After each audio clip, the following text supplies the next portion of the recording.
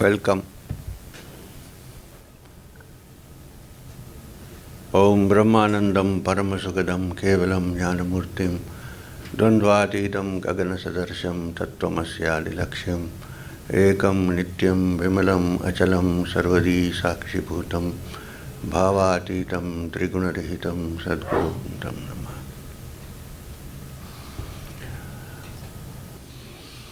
Okay, so there is a beautiful shloka which we all know, everybody chants, but rarely do we look at what it means. Partly because of the problem of Sanskrit.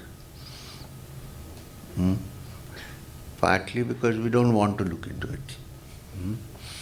And the shloka is, we all know this shloka actually. Asatoma Satgamaya, Tamasoma Jyotirgamaya, Mrityorma Amritam. Actually all three are same. So we will look at this, the first part, Asatoma Satgamaya, which means some people think it's a prayer, lead me from the unreal to the real. Sometimes it's considered a statement. May I move from the unreal to the real. Asatoma Satgamaya. May I, gamana means move. So if the shloka says, lead me from the unreal to the real, what does it mean? Does it mean that we are living in an unreal world and we want to move to the real? Because otherwise the statement becomes meaningless. Asato, from that which is not sat. Asat. Ma means sat gamaya. May I go to that which is real or which is actual. And if this happens, then automatically one moves from darkness to light. Tamasoma Jyotirgamaya. And when this happens, one also moves from mortality to immortality. I'm not talking about physical immortality, but the inner immortality. So all three are equal in a way. But it starts with this. So over thousands of years, in many parts of the world, but especially in this country, in our wonderful country, scores of people have looked into this matter of what is real and what is unreal. Now, you don't need even a scripture to understand this. It is very simple, very logical. Unfortunately, what we think is real happens to be not so real.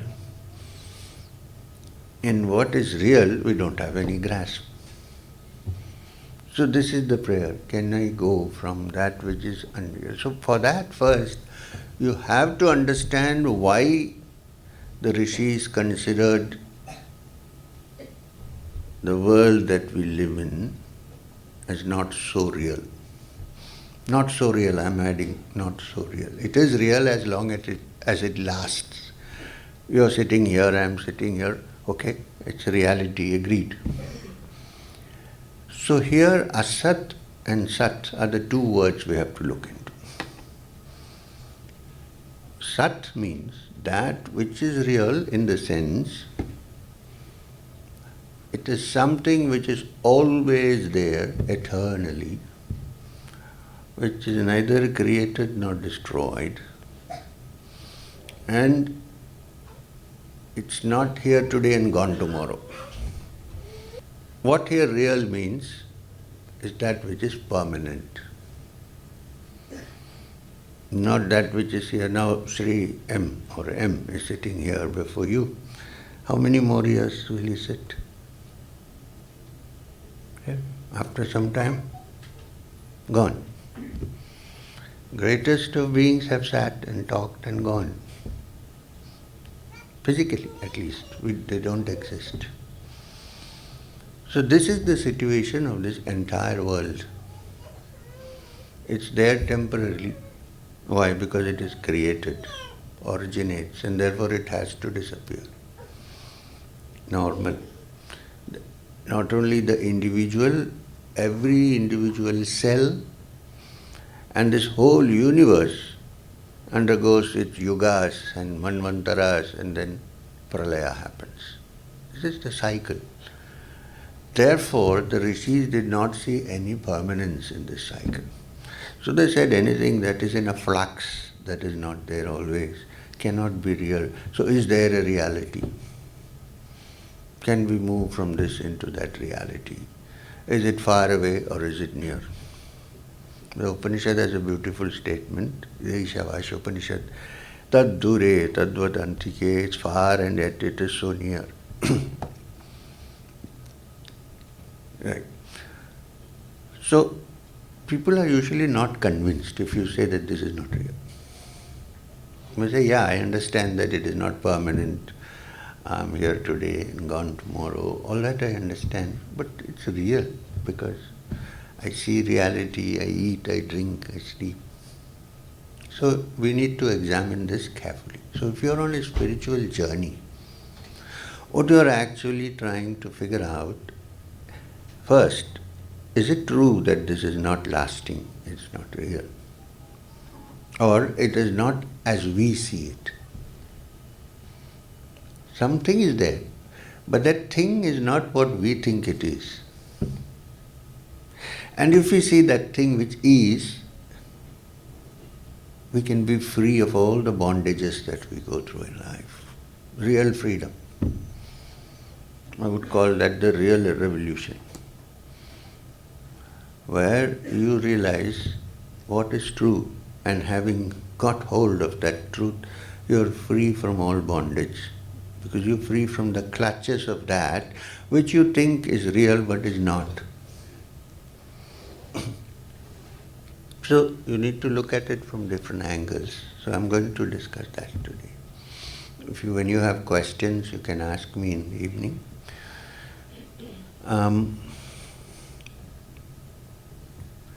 Even the things that we see with our eyes, how do we know this world? You're sitting here. How do I know you're sitting here? Because I can see. And what is the process of seeing? An image of you sitting there falls into the lens of my eye and I see you and I say you're there. When you talk, I hear you and I say, oh, they're there because they're talking. So the only access we have to this world, let's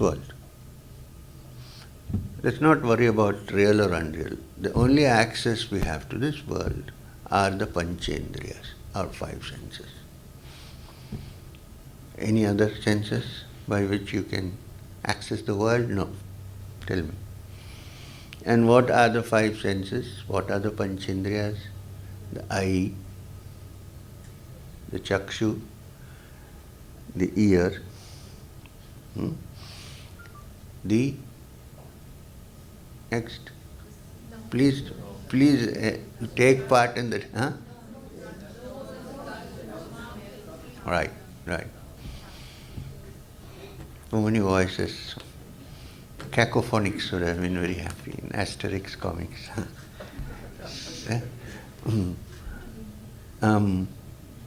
So, eye sees, ear hears, 2. The nose smells, 3. The tongue tastes, and the skin touches. These are the only 5 instruments available to us to know this world that we live in. There is no other, at least at the moment. Perhaps there are other sensory organs which we are not aware of, but this is all we have. Panchendriyas, 5. So let's take one process. I thought it is a serious crowd. So I wanted to go at it very seriously. After all, we are sitting in Calcutta, the center of all intellectual, so people think at least.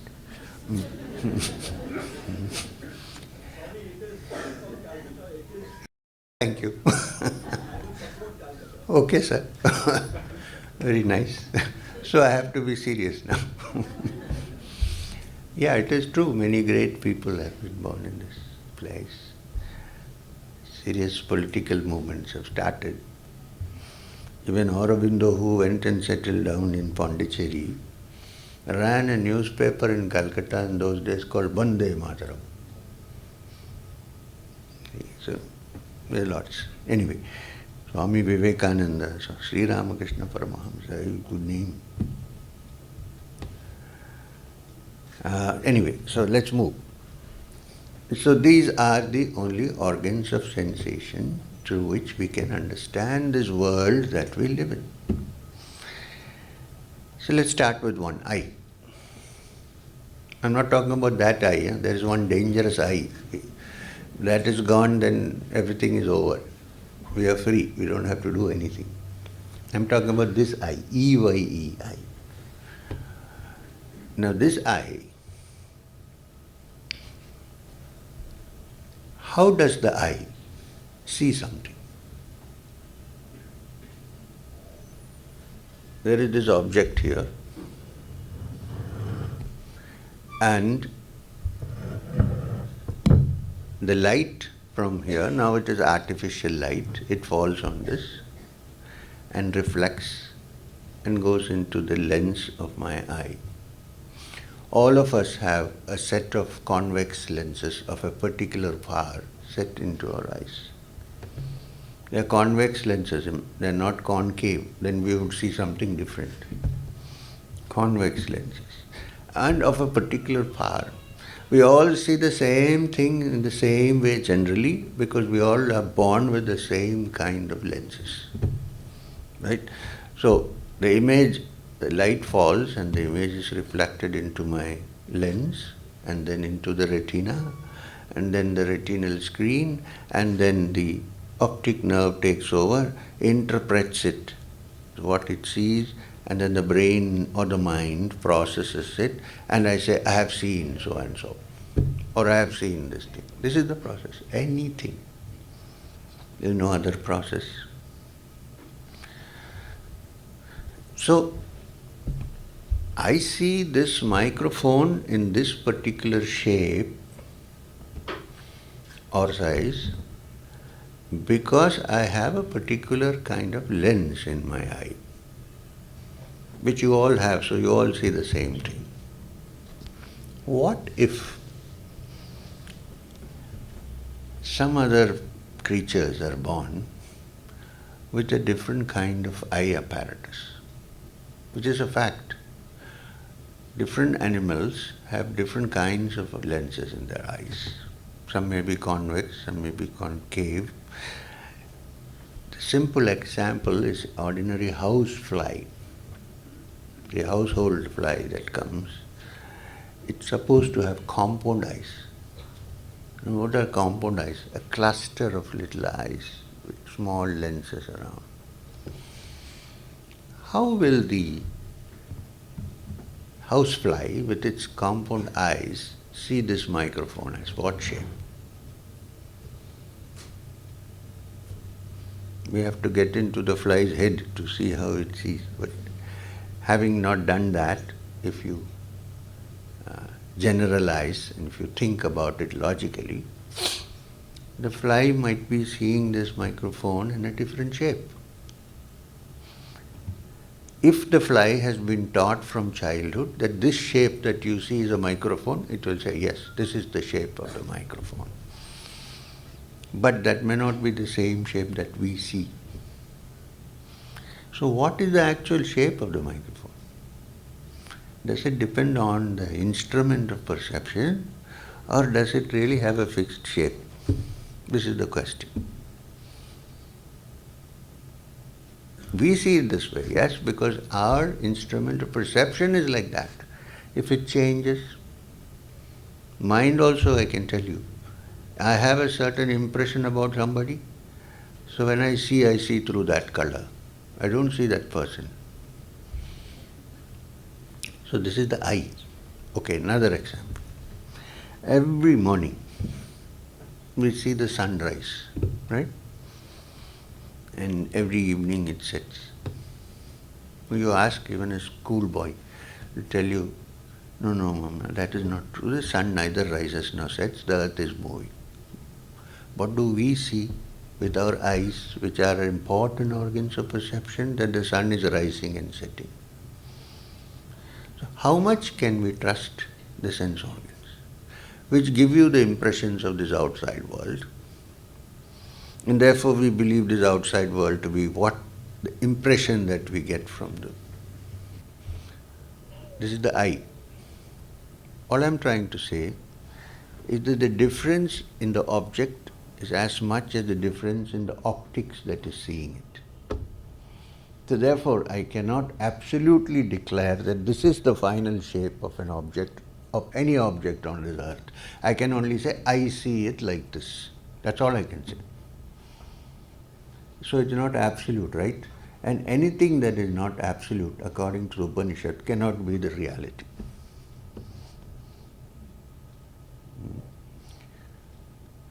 Now, other qualities by which you recognize an object. Color. Color is, normally it is so important that people, before they go to buy a car, they decide what color to buy. Forget the engine, but what color. It's so important that morning, every day I look at what color of clothes I'm wearing. And ladies always look at what color they are putting in their lips or nails. So important. Nothing wrong, I'm just saying. Color is so important. So color, how intrinsic is color, a quality of an object?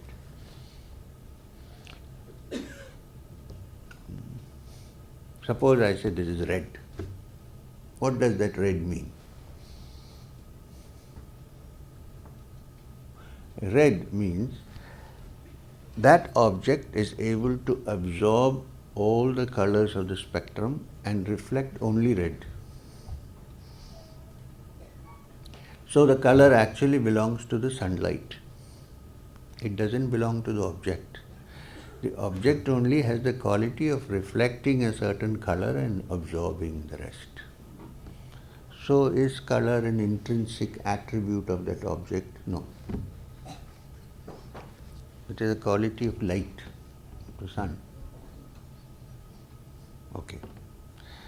Then how do we judge an object? How big it is and how small it is. Is that really an absolute measurement?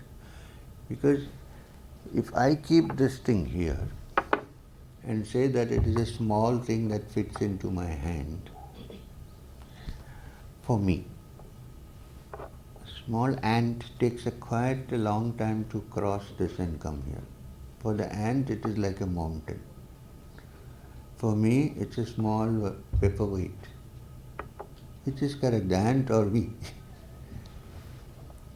I'm saying just look at this, how relatively things are and how we consider it as absolute. This cloth is solid for me, I can't penetrate my finger through it. But you know that all cloth is made of warp and woof.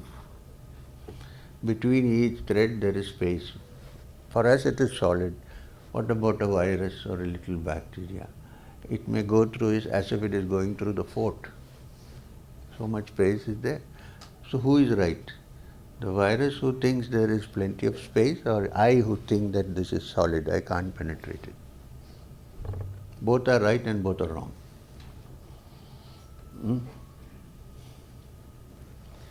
So, size, solidity. I can take a piece of wood and try to crush it. It's not possible. An elephant can crush it in no time. For it, it is very soft. So really, is it hard or soft? Depends on the person. Then, time. Time doesn't exist unless there is change. You cannot reckon time without change. How do you reckon time? Change. I'm not talking about the watch time per se, as a psychological factor. Now, this little mosquito that comes into our house, how long does it live? 2 days? For us, it lives for 2 days. But for the mosquito, it's an entire life. For us, it's 2 days. In this 2 days, what we call 2 days, the mosquito becomes a full mosquito, then it goes and sucks my blood, and then it produces eggs, it does all these things, and it dies. So its lifespan for us is 2 days, but what about the mosquito? It must be a long lifespan for the mosquito. How relative time is. Now suppose I'm talking. Watch time, forget about the watch, mechanical time. If it is interesting, and if I stop after some time, you'll say, oh my God, that was very short, because you're absorbed by it. Suppose it was boring, even now you'll start counting, oh my God, this is so long, how to get out of this? Huh? So actually, what is that time? So these are the factors by which we decide that something is real.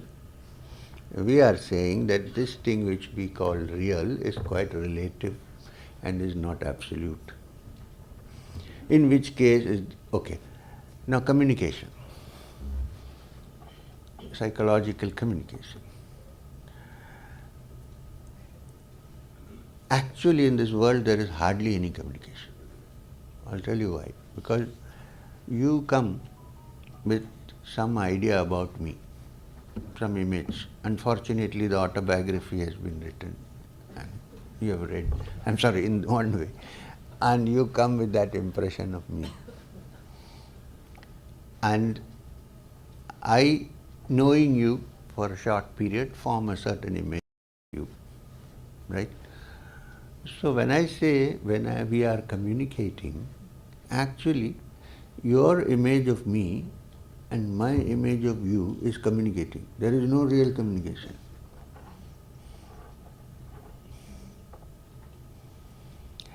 Real communication happens when all images are set aside in a true reality. So, if what we call reality is a combination of all the things that we discussed today, just now, how real is it? Or how permanent it is? It's here today and gone tomorrow. Therefore, the Rishi said, well, if this is not real, then is there a reality beyond? The reality is existence. Everything is.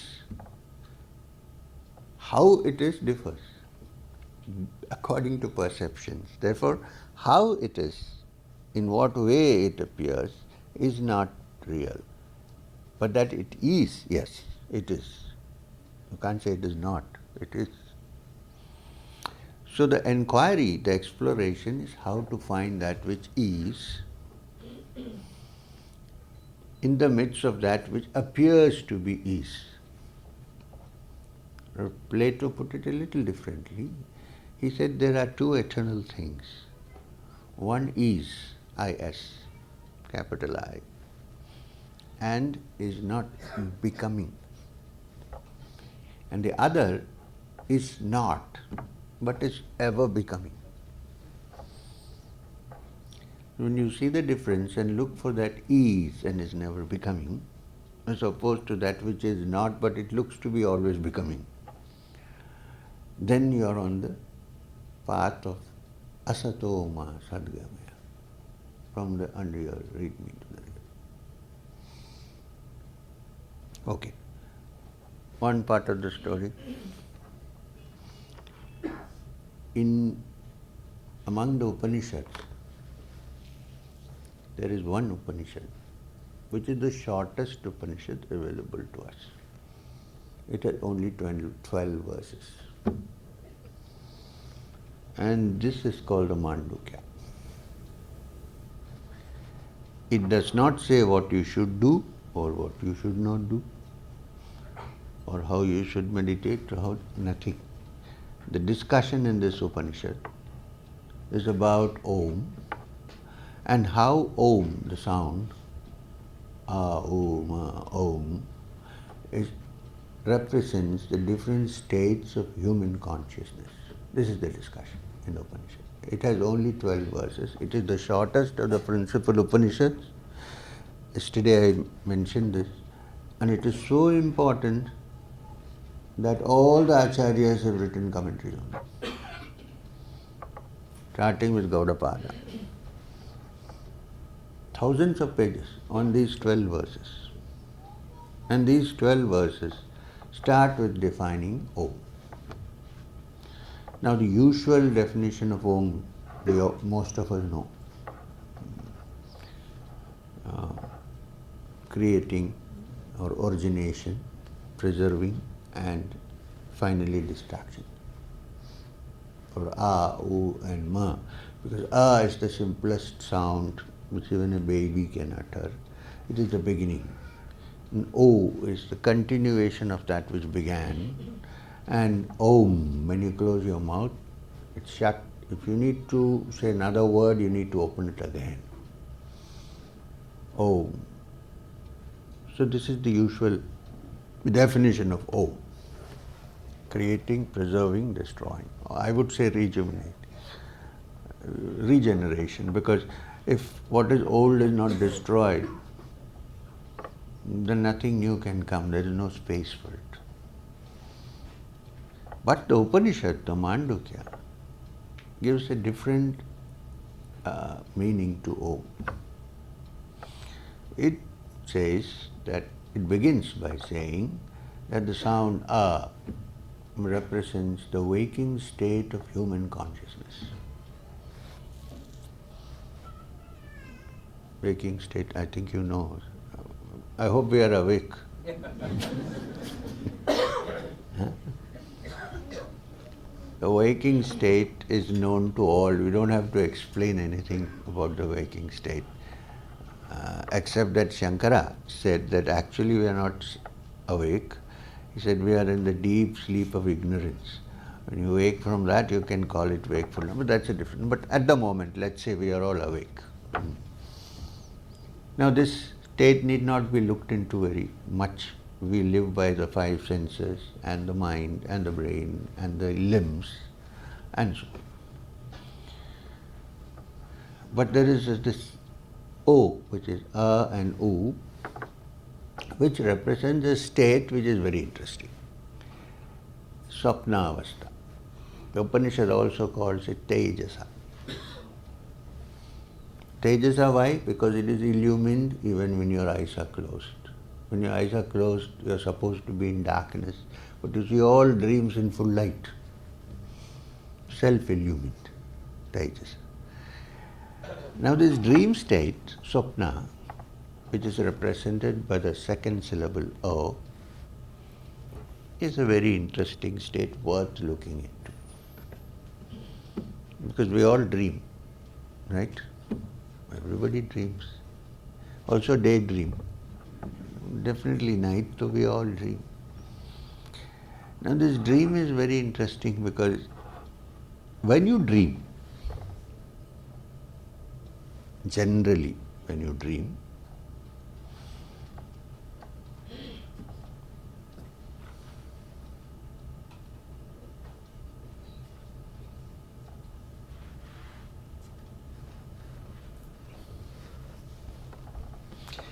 there is a shift of the Saptarishis.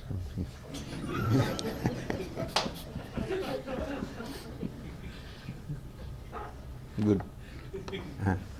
So when we dream, I was joking so that I can bring some people back to Jagrata hours.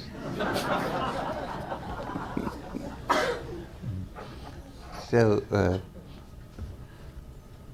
in the dream state, it's interesting that most of the times when we dream, most of it, some rare occasions no, but generally when we dream, we don't think it is a dream, it's a reality. Very real.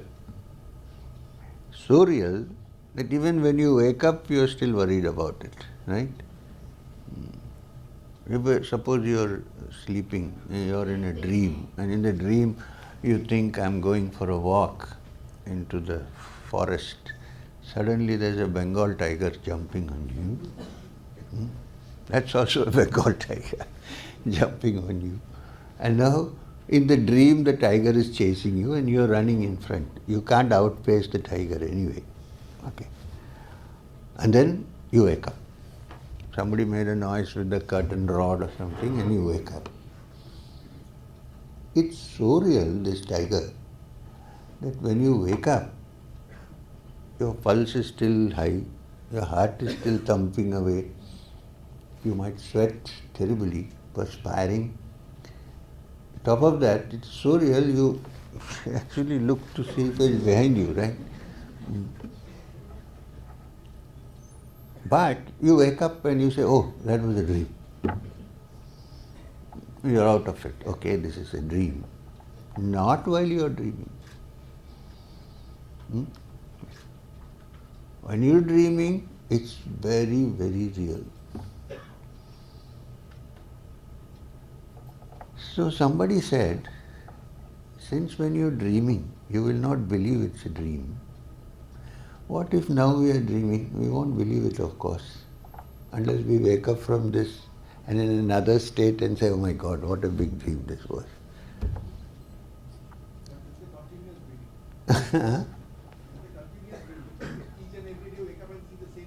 Yeah, but it is the same dream. So, anyway, that's one side of the story. So, in dreams are real. When you wake up, they're unreal.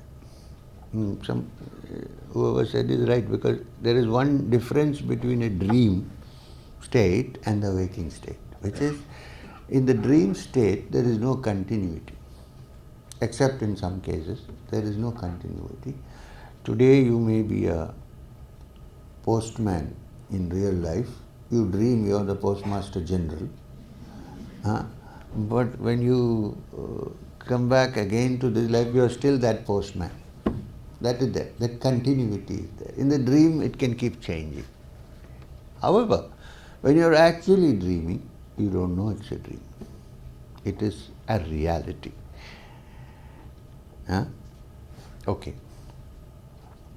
Consider this. Give food for thought. Think. If I'm dreaming, and when I'm dreaming, it's so real, when I wake up, it's vanished. So can consciousness conjure up realities? We'll be given some thought. Okay. Now comes deep sleep. Now in deep sleep, which Sushupti, there's no dream. One is not aware of anything, inside or outside. But one certainly is probably because we are not aware of anything. We are not aware of our status. We are not aware of who we are or what we are. We are not aware of the outside world. We don't know the roof is going to fall on our head. Nothing.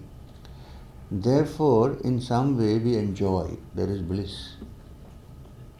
Blissful sleep. How many times have we slept and put off the alarm 2-3 times because we don't want to wake up? Put it on the cell phone, and then when it rings, you switch it off, again you sleep. 2 more minutes, again you sleep. Why? Because it's so blissful, you don't want to get out of it. It's one time when you are free of this world. Not even dreams. In dreams also you are engaged. But here, there is nothing. Which is why we love to sleep. And thank God there is sleep. Even with sleep, the world is as insane as it is. Imagine without sleep what will happen to human beings. It's terrible. So, now, if I wake up, when I wake up and you ask me, how was this sleep? If it is a good sleep, I said that was a blissful sleep. But when I wake up, I'm aware that there is a remembrance of the bliss in deep sleep. But in deep sleep, I'm not aware of it. While sleeping, I'm not. When you wake up, that was a nice, beautiful sleep. So sometime when you're waking up or when you're about to sleep in the border area, you might find this bliss. And then go back to sleep. Which means, even though you are not aware in deep sleep that you are enjoying it, but you remember it when you wake up, that there was a beautiful sleep, there is a witness even there. Now that witness, which is the witness of waking, dream and deep sleep, there is no two witnesses, there is only one witness. When that witness realizes that the states may change, but the witness remains the same, and in the pure witness form there is only bliss, there is no aberration of any kind, that state is called Turiya. So in Om, where is it? Because if A means waking and U means dream state and Ma, Om means deep sleep, then where is the sound for Turiya? That is the Ardha Matra. You know, when you write Om, you put one circle and put a dot. It's like the ringing of a bell. When you say Om, it takes some time slowly. This is Turiya. Because no word can express it. And the Upanishad says when it is discovered, when this is found, when one understands that the witness is the most important thing and is the only reality, all these states being relative are not so real, then a yogi attains Kaivalya, or according to Vedantic language, moksha, or in Buddhist terms, nirvana. When only the witness remains, the witness by itself, by its intrinsic nature, is full of bliss. It doesn't have to do anything to get bliss. It is blissfulness itself. When this is understood, then one becomes free, but then doesn't have to acquire anything from this world to attain that happiness.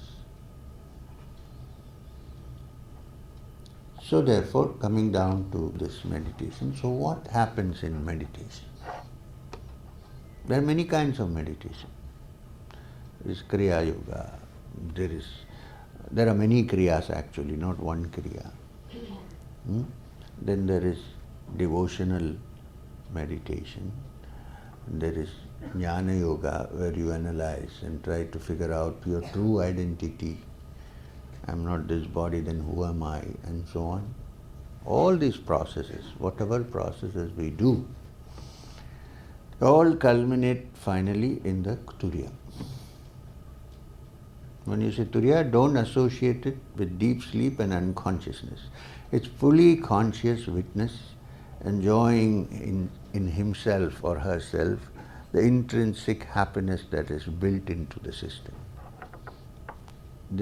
So therefore it is understood that to go into deeper states of meditation, we need to free ourselves from the distractions of the mind.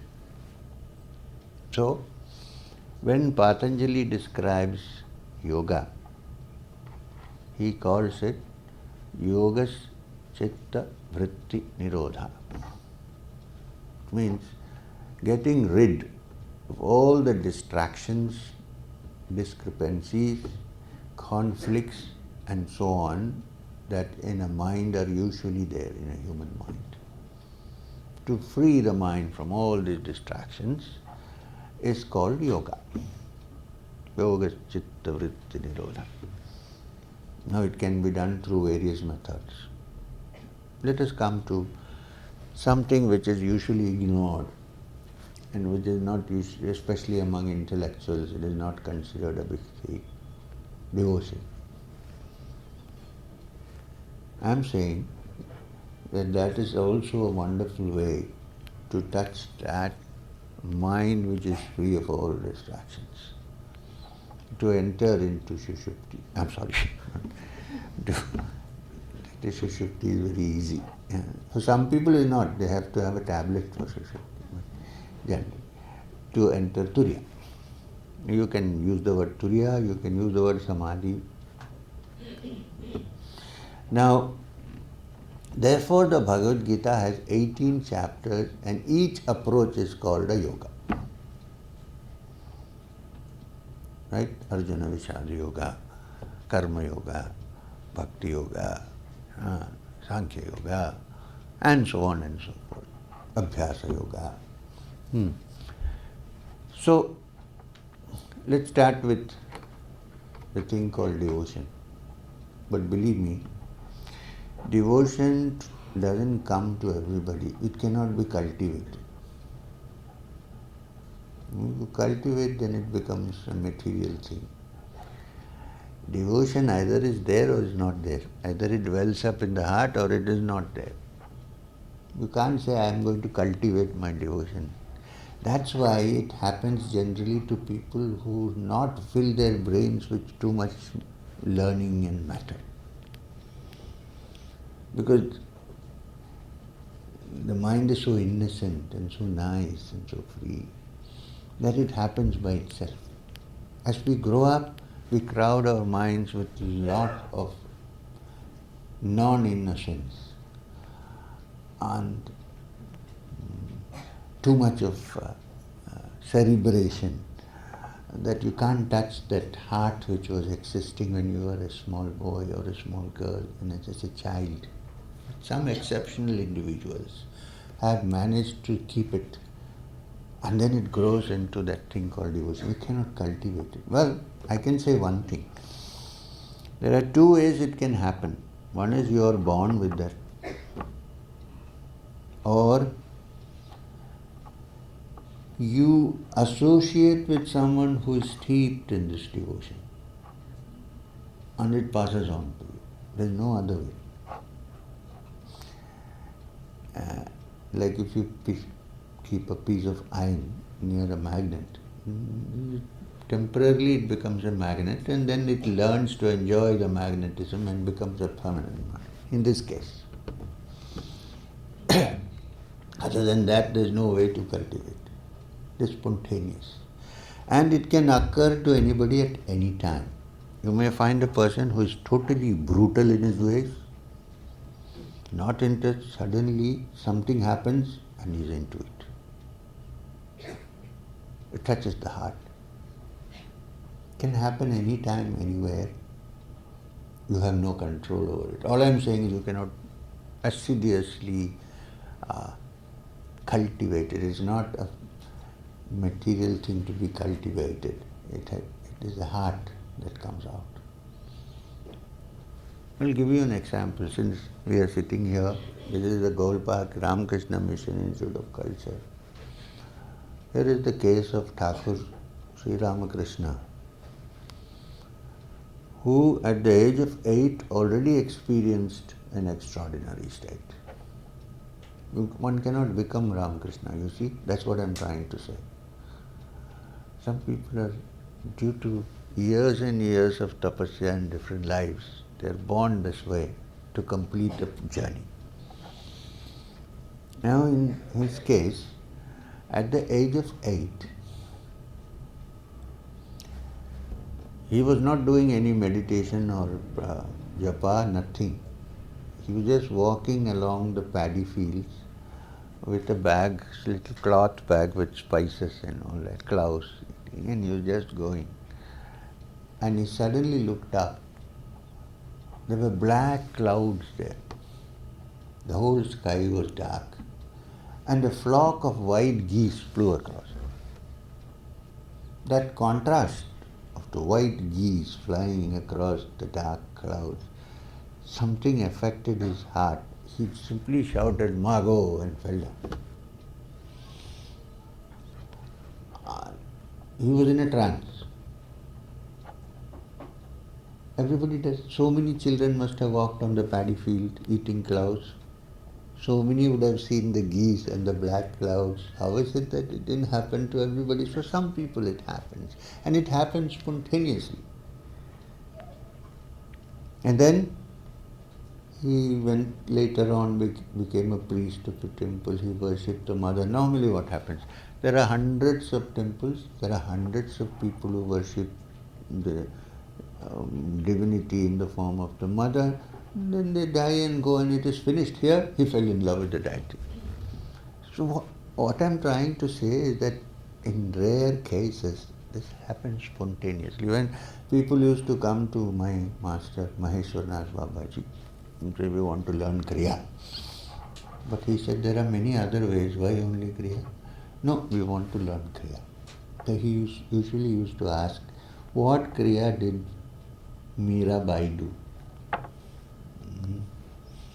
Or on the other hand, as a Jnana Marga, what Kriya did Ramana Maharshi do? Nothing. So it's not like that. I'm also, when I give Kriya, I don't say this is the only good method, it's a shortcut and all this kind of thing. There is no shortcut.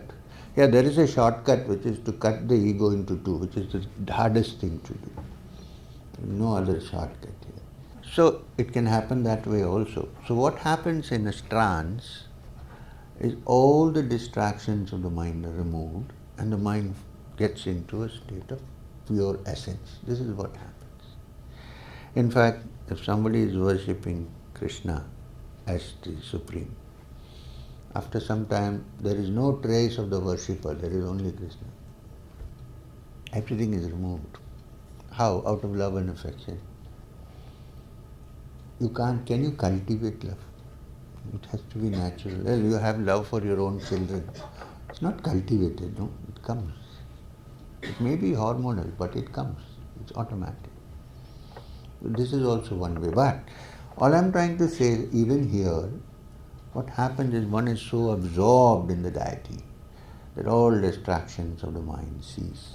This is what Patanjali is trying to say. Not only that one should do Abhyasa Yoga and stand on one's head and all that.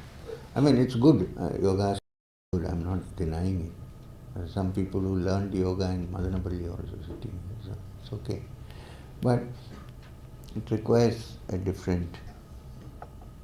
Okay, that is one way. The other way of reaching that, where the mind is completely calm and quiet and has no conflicts, is through the practice of Kriya or the practice of some Abhyasa Yoga. So how does that affect? This is a systematic process by which you bring the prana which is operating in our system through different nadis into one particular nadi.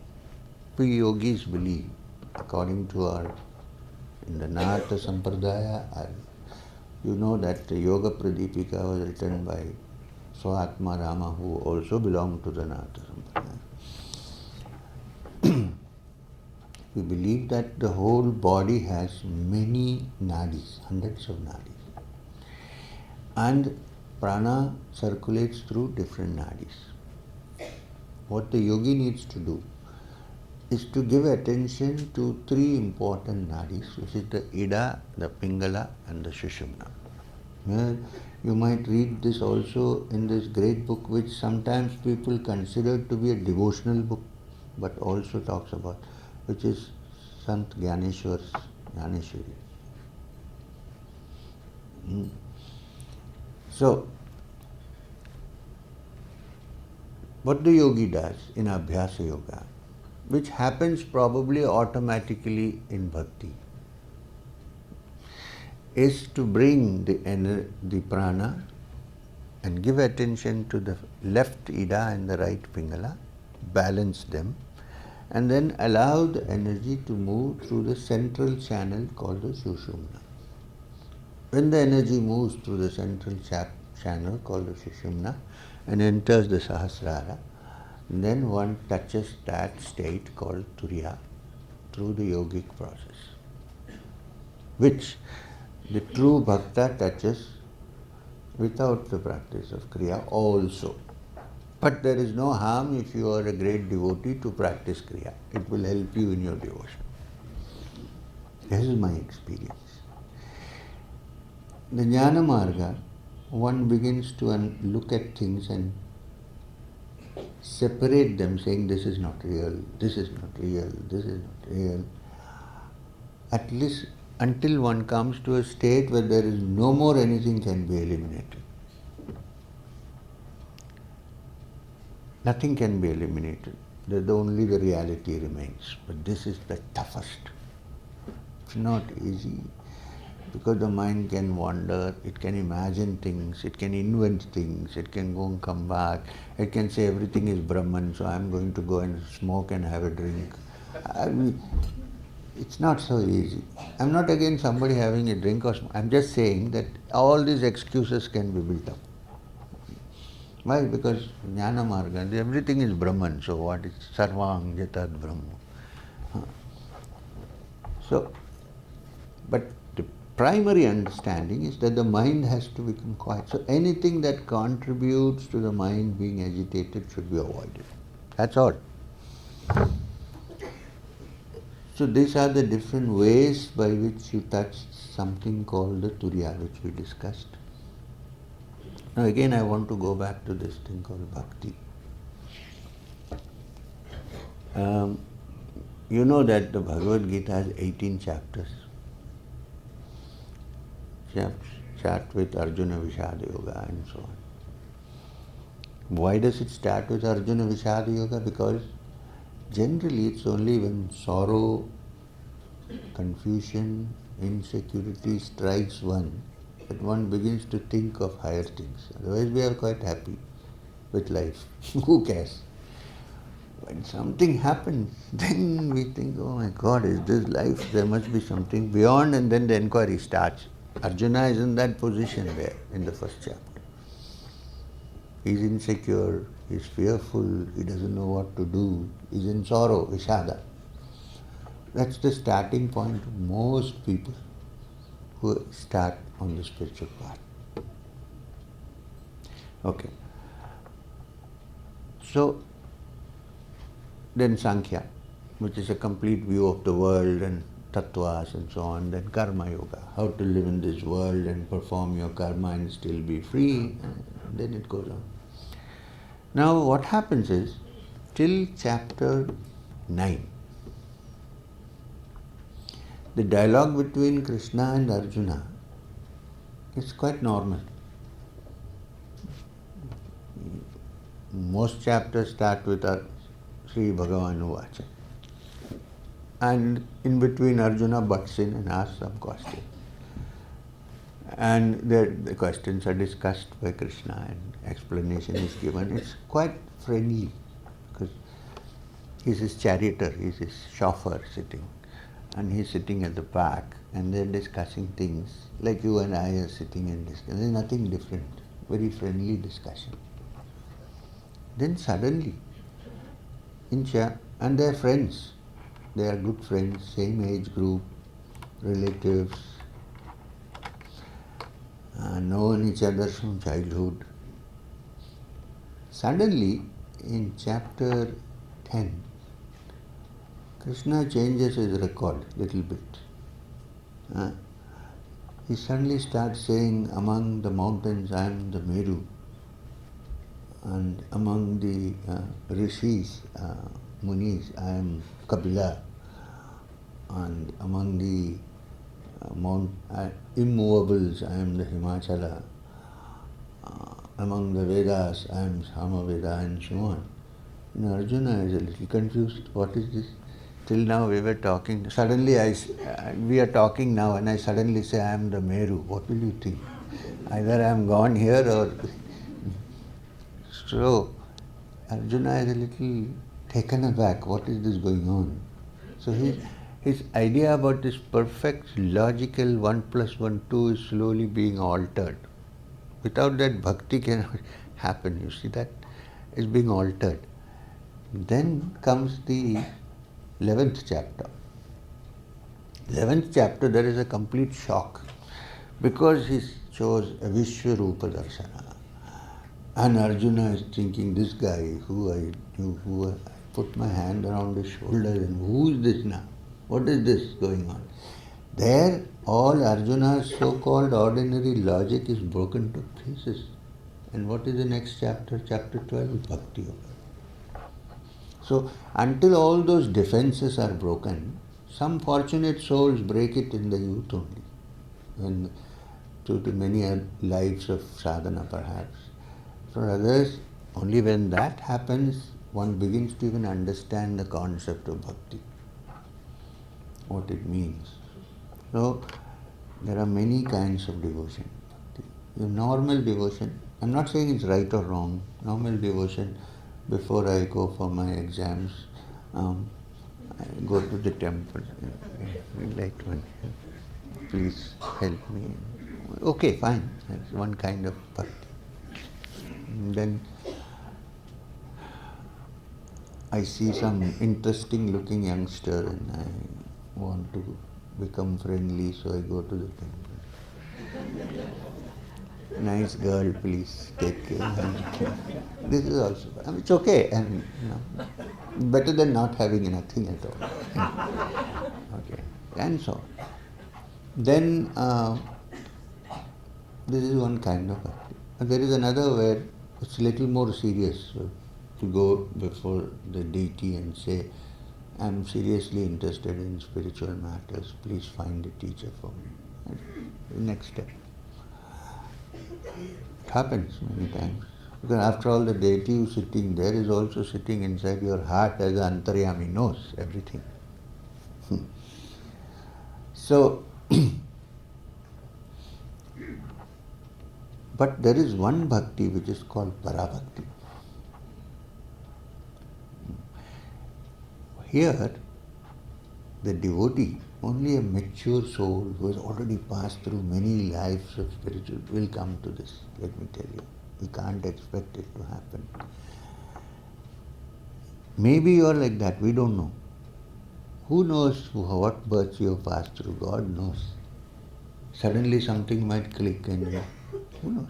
I'm not discouraging, I'm saying I'm encouraging. Person, how is there anything painted on your face to know that you have passed through many lives? You know, it may happen at a split second when the right circumstances happen. Here I am. So all are equal in this matter. So anyway, so these are the normal modes of bhakti. Parabhakti is when the person wants only to realize the divine, nothing else. It appears also, yesterday we discussed the Katha Upanishad in Nachiketas. He says, I don't want anything. Keep everything with yourself. I want only that, the truth. In bhakti it happens when one says, I want nothing but you, or I'm nothing but the truth. That is Parabhakti. If that is there, 1 second of that feeling and you're there, there's nothing to worry about. You don't need Kriya, you didn't do nothing. In the Bhagavat and also in the Mahabharata, you will find this in a couple of people, especially in who is the lady who is the matriarch of the Kunti. Actually it's called Kunti. Oh, everybody is aware of Kunti. Okay, good. Now, Kunti Devi. Now, the war is over, Kurukshetra, finally. And Krishna is going to Dwarka. So he goes and meets everybody to say goodbye.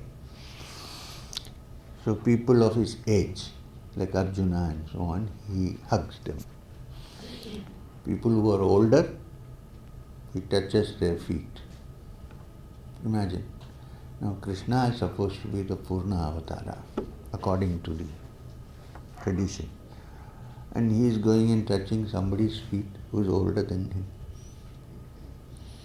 Here the moment we think we are something, we will not bend our head. In fact, that's why in olden days temples had small doors. So at least you enter like this. Anyway, so he goes to Kunti, who is the matriarch of the family. He touches her feet And then he says, I'm going to Dwarka. Ask me for any blessing, any boon. I will give it to you. It's a golden chance. There's a beautiful dialogue. There's a beautiful statement. Kunti says, look, don't try this on me, this drama. you started the war. Then you joined our side. We won the war. And now you are saying that I am going to Dwarka. You go nowhere, I know you. You are here, there and everywhere. There is no going to Dwarka, no coming. Don't try this on me anyway. So since you asked me for a boon, you said, please ask me, I will give you anything. I have one boon to ask you. Grant it to me. Even Krishna is taken aback by what she asks. For a second. She says, bring all the miseries of the world on my head. Krishna is wondering, what kind of boon is this? Bring all the miseries of the world on my head. Why? Because only when miseries happen, I will call your name. And I am sure that whenever I call your name, you will appear. I'll see your blessed face. That's all I want. I don't want anything else. I want to see your blessed. How will I see it? If I don't have misery, I won't call you. I'll call you. Miseries come, I keep calling, you keep coming. That's all. I don't want anything else. Now this is called Parabhakti. You want nothing but that. It is rare. Therefore, my advice is go through practice of Kriya or some such little thing that we can do. Unless you are already like Kunti Devi, that is a different matter. Then I have nothing to say actually. So, how does the practice of pranayam or the practice of meditation have a say in these matters? First, let me assure you, unless and until the heart says, I have to find it, not the brain. I'm not talking about the heart that pumps blood. I'm talking like a metaphorical heart, like you say, the heart of the matter in English. Unless that is there, irresistibly there, no amount of Kriya, breathing up, nothing is going to help.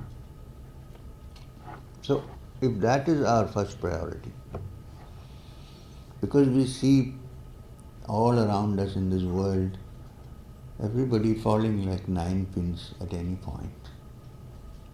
Is this all there is to life, or is there something else? That inquiry, if it starts, and fortunately for us, what we are looking for is not far away, it's in our hearts. It is fortunate. So that irresistible desire to move towards that has to be there first. Once it is there, if you are a great bhakta, we don't need to do anything, you go there. But if you are not, if you still feel, yes, I have a feeling for it, but I need to work on it. What are the obstacles that are stopping me from going towards that? Right? So obstacles are the vrittis in the mind. Chitta vritti, nirodha. You need to get rid of these vrittis. And that is the science of yoga. And that is important. You see, at the end of every chapter of the Gita, there is one sentence which is repeated. Iti Srimad Bhagavad Gita. So this is the Bhagavad Gita. Simple. Iti Srimad Bhagavad Gita. So Upanishatsu. It is the teaching of the Upanishads. And what does the Upanishad teach? Brahma Vidyayam is the knowledge of the Supreme Brahman. And what is the next statement? Yoga Shastre Sri Krishna Arjuna Samvad. That Samvad between Krishna and Arjuna. But there is one word introduced, Yoga Shastre. Which means the mind which is not trained through yoga need not mean yoga asanas, which is also okay, but to the science of yoga cannot decondition itself and receive the truth. It has many obstacles, it has many vrittis which successfully cover it and not allow it to open up to receive. So it has to be deconditioned. Deconditioning need not mean that you need to change your clothes or your hairstyle or nothing. It simply means that you should find some place and some time, once a day at least, even if it is your bedroom, it's okay. You can't find anything by running away to a cave. I did. I'm not saying I didn't, but I did. I know it. Because wherever you go, you're taking your mind also with you, right? You can't leave it here and go off to the cave. It's there with you. So the mischief is with you, right? So that is not a way out. And also today, even physically, you may not be able to go away to a cave. Where are the caves, first of all? All the ancient caves have been made into there is a man sitting there doing puja. Even Vyasa Gufa, when I went, there was nothing. Today there are 3 people sitting there. You have to give him some money to go in. This is the situation. So there is no point. When I was in Rishikesh as a young brahmachari, wandering around, there was another brahmachari from Kerala who came, not staying with me, I always stayed alone, but we used to meet in the evening. He was also from Kerala. Basically, he came to have a smoke, this guy, because in the ashram you cannot do. So anyway, we were good friends. So one day he came looking very angry and disgusted. He said, "What is this Rishikesh? I want to go to a cave and here music is going on from morning and people are." I said, "You came here to listen to the Satsang?" No, I don't. The loudspeakers are very loud. I have to find a place." I said, "Where is the cave?" Somebody told him in Lakshman Jhula there is one cave. He said, "I'm going there." "You want to come?" I said, "No, I'm not. I'm quite happy you go." He went. In 3 days. 4th day evening I went there, he was there back. I said, "Hey, what happened, Narayan?" Sorry, I don't know. I said, "What happened?" He said, I went there. 3 days were nice. I was feeling hungry and all, of course. But then I went into deep meditation. And I heard some sound. And I opened my eyes. And some extraterrestrial had come. I said, "What?" So he said, wearing a big mask and all, and holding something in his hand. There was one guy standing there. So I did like namaskaram. He said, "Why are you doing namaskaram?" I said, "Who are you?" He said, "I'm come from the municipality to spray for mosquitoes."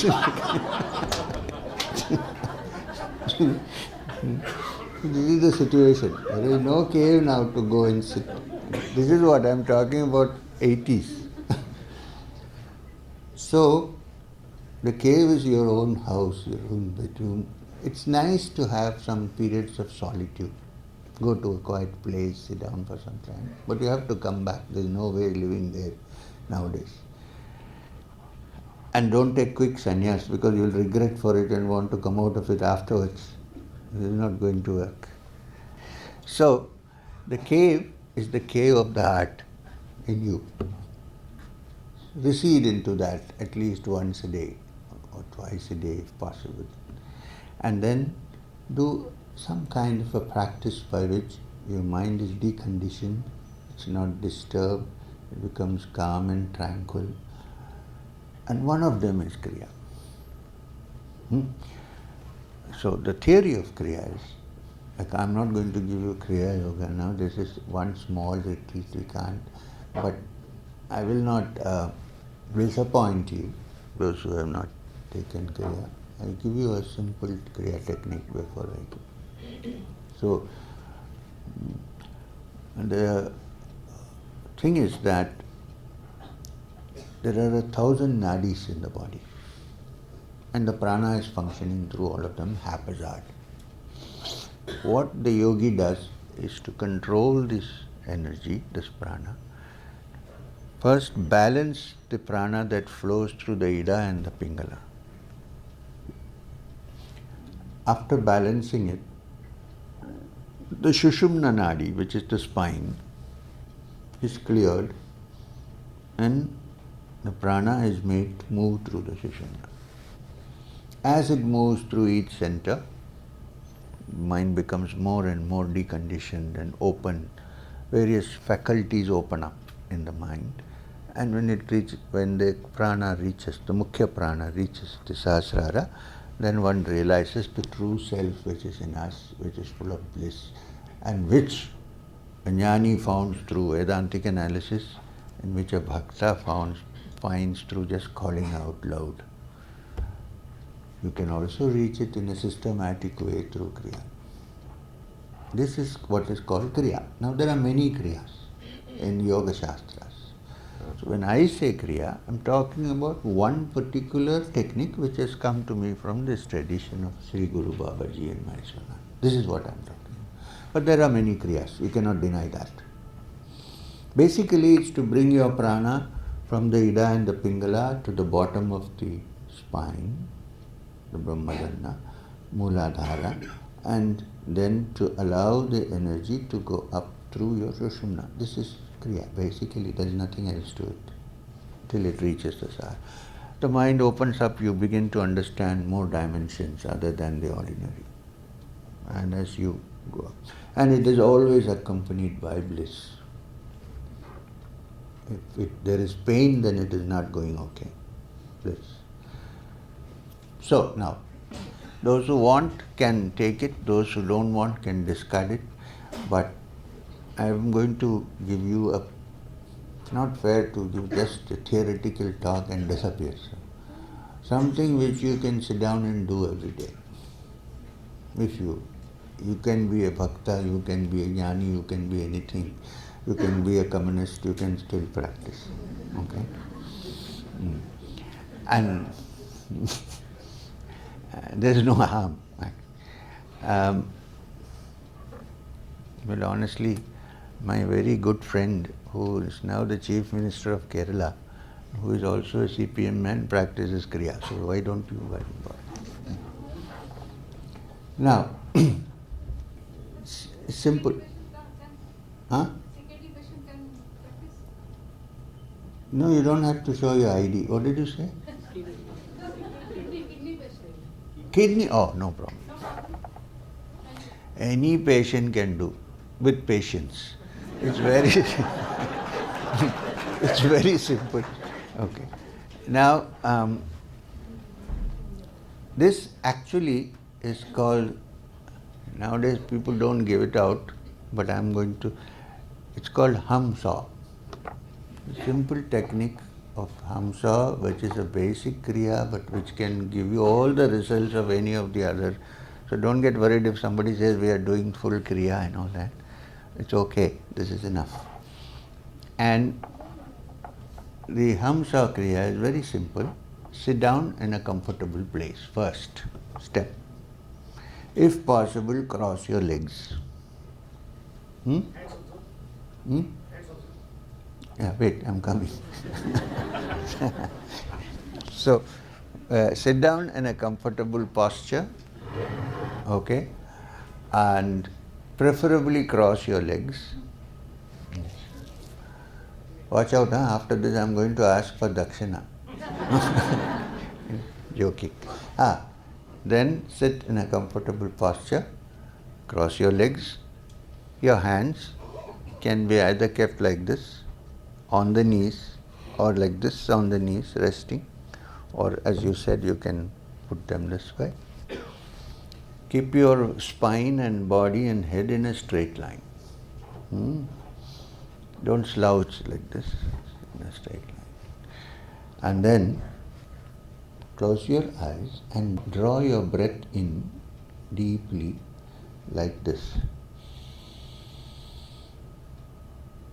Hold your breath for a count of 3. 1, 2, 3. Then exhale. When you exhale, open your mouth slowly, slightly, and exhale through the mouth. Like this. See?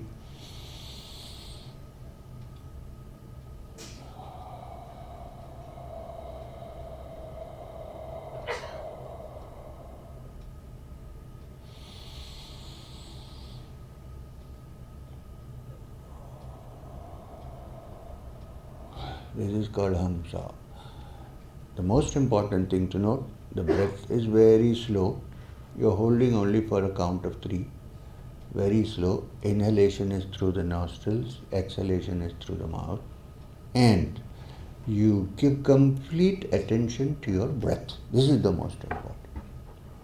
Give total attention to your breath. Normally, our mind is distracted. Bring it to the breath. So how do we do that? When you breathe in your mind, the understanding should be that you are breathing in with the sound of hum. And then when you breathe out, actually you can say saw if you like.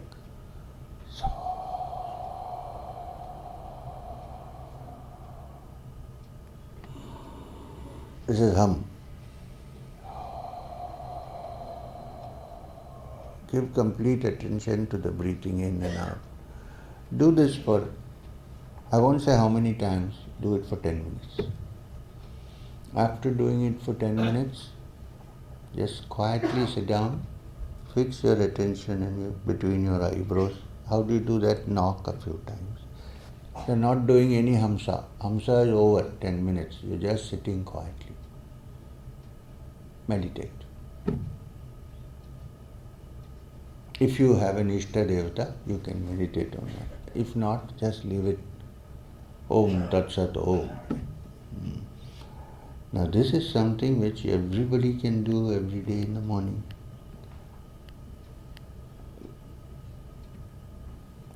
Eat simple food, don't overeat, don't undereat. Do plenty of exercise. If possible, yogasanas, otherwise do some exercise. And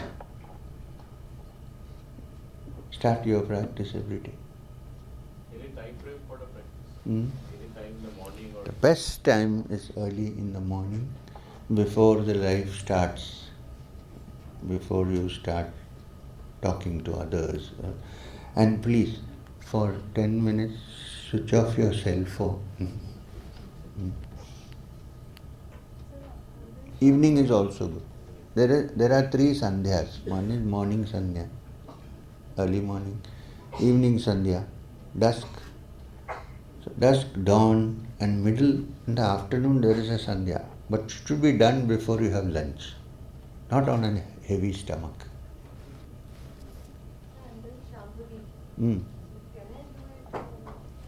Don't mix up. If you are doing Shambhavi, do Shambhavi.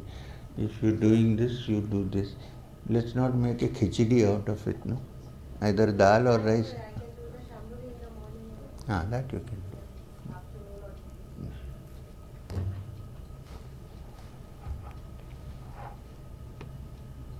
Questions in the evening?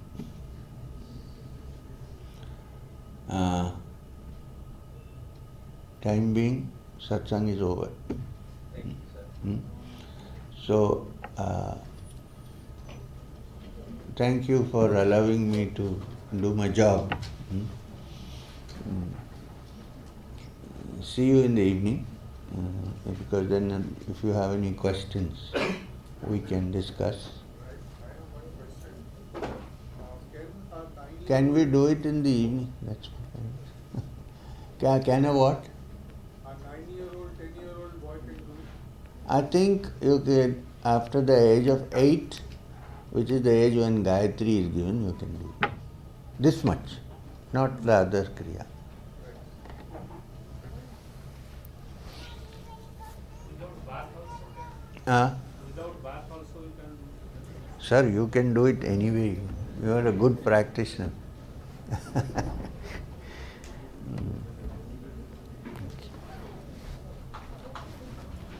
Om Shanti.